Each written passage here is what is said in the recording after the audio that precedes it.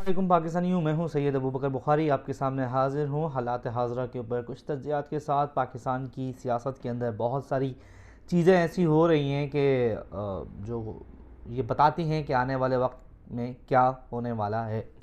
बात करते हैं मुत्तहिदा कौमी मूवमेंट के मर्जर से। मुस्तफ़ा कमाल, फ़ारूक सत्तार, खालिद मकबूल सिद्दीकी, अनीस कायम खानी एक दफ़ा फिर दोबारा एक साथ हो गए। और कराची के अंदर ये ख़बर गर्म है कि ये ख़ुद एक साथ नहीं हुए बल्कि साथ कराए गए हैं, और जिसने कराया है वो सब जानते हैं। बाहर के मैंने अपनी लास्ट वीडियो में ये कहा था कि हमारे जो इस्टेब्लिशमेंट हैं उनकी जो दिलचस्पियां हैं वो ख़त्म नहीं हो पा रही हैं। हमने बात की थी लियाकत अली ख़ान से लेकर आज तक जो जो हरकतें हमने करने की कोशिश की और वो बैकफायर हुई। मसला क्या है? मसला ये है कि इस वक्त इनका मुकाबला इमरान खान के साथ है। इन सब का मुकाबला PDM plus MQM plus PSP plus तंजीम बहाली कमेटी, और अब तो वो सब MQM एक साथ हो गए और MQM को भी PDM में ही शुमार किया जाना चाहिए।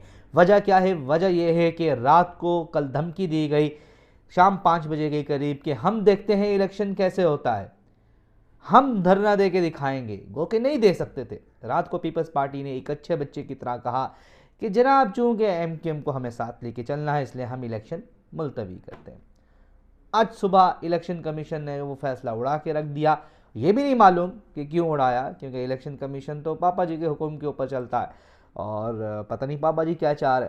खैर, अभी सुनने में ये आ रहा है कि सिंध हुकूमत जो है वो एक नया नोटिफिकेशन निकालने लगी, एक ऑर्डिनेंस निकालने लगी है। गवर्नर साहब उस पर साइन करेंगी और इलेक्शन, बल्दियाती इलेक्शन मुलतवी हो जाएगा। उससे पहले हुआ क्या? 2 दिन पहले एतमाद का वोट लिया गया रात को 2 बजे। कल असम्बली तोड़ दी गई, पंजाब असम्बली टूट चुकी है, कल KP असम्बली टूट जाएगी और उसके बाद मुल्क के अंदर कम से कम 2 सूबों के अंदर तो जनरल इलेक्शन जो है वो शुरू हो जाएगा। उसकी फ़िज़ा शुरू हो जाएगी, 90 दिन के अंदर इलेक्शन हो जाएगा। मोस्ट प्रोबेबली या तो रमज़ान के आखिरी अशरे के अंदर ये इलेक्शन होंगे या फिर ईद के फ़ौरन बाद ही 2 या 3 दिन के बाद ये इलेक्शन कंडक्ट हो जाएंगे।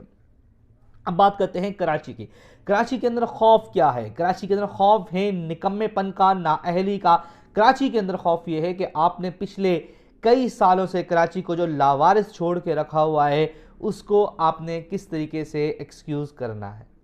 कराची के अंदर आके लोग मोबाइल फ़ोन चोरी करके चले जाते हैं, पुलिस का कुछ पता नहीं होता। सुबह सवेरे, अब तो रातों को खौफ नहीं है, सुबह सवेरे नमाज के बाद जो लोग चहलकदमी के लिए जा रहे होते हैं उनके भी मोबाइल फ़ोन चोरी होना शुरू हो गए हैं। कराची के अंदर किसी की जान और माल की हिफाजत की कोई जिम्मेदारी नहीं है।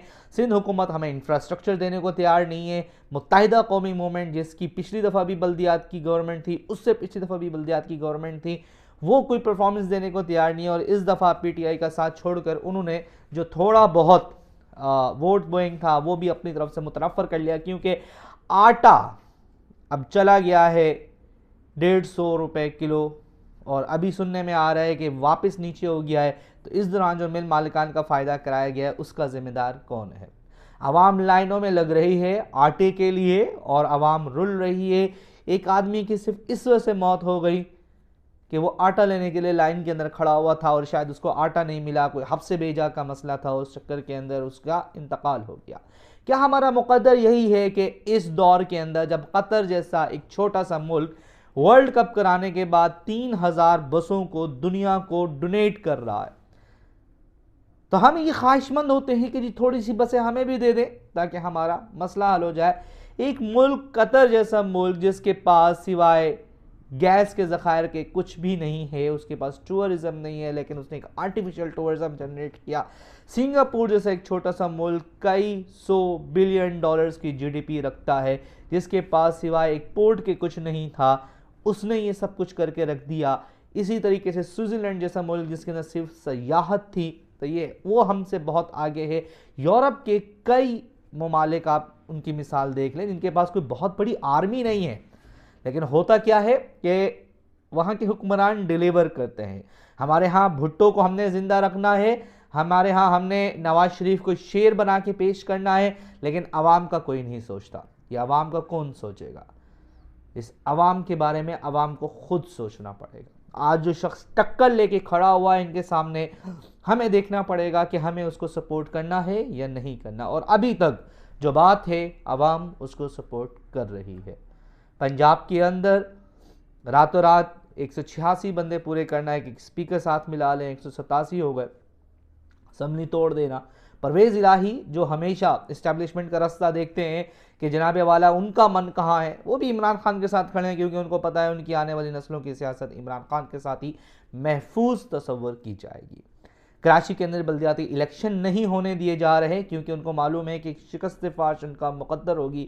جیسے اس سے پہلے 7 سیٹوں کے اوپر عمران خان نے الیکشن جیتا، اس سے پہلے پنجاب کی 20 میں سے 15 سیٹوں کے اوپر عمران خان نے الیکشن جیتا، اور یہ سارا کچھ چلتا ہوا آ رہا ہے۔ عوام اس دفعہ بے وقوف نہیں بنے گے، عوام کو معلوم ہے کہ آپ نے عوام کے ساتھ کیا کیا ہے۔ آپ کراچی کو حقوق دیجئے، کراچی میں ٹرانسپورٹ دیجئے، کراچی کے اندر انفراسٹرکچر بہتر کیجئے، کراچی کے اندر ایک لوکل پولیسنگ سسٹم ہو تاکہ یہ لوگ جو کہ آ کے یہاں لوٹ مار کر رہے ہوتے ہیں ان کو پکڑا جائے۔ نہ صبح محفوظ ہے، نہ دوپہر محفوظ ہے، نہ شام محفوظ ہے، نہ ہی کراچی میں بسنے والوں کی رات محفوظ ہے۔ کسی بھی وقت کسی کو کوئی بھی لوٹ کے جا سکتا ہے۔ ہر ایک بائک کے اوپر بیٹھا ہوا شخص دوسری بائک کے اوپر بیٹھے ہوئے شخص سے ڈر رہا ہوتا ہے کہ ابھی یہ آئے گا اور مجھ سے تقاضا کرے گا کہ آپ کے پاس جو کچھ ہے وہ نکال دے۔ کیا ہم نے انہی خوف کے سائے کے اندر زندگی گزارنی ہے؟ کراچی کا ایجوکیشن سسٹم دیکھیے، میٹرک کے اندر کھلے عام چیٹنگ ہوتی ہے، ہمارا کوئی سٹینڈرڈ آف ایجوکیشن نہیں ہے۔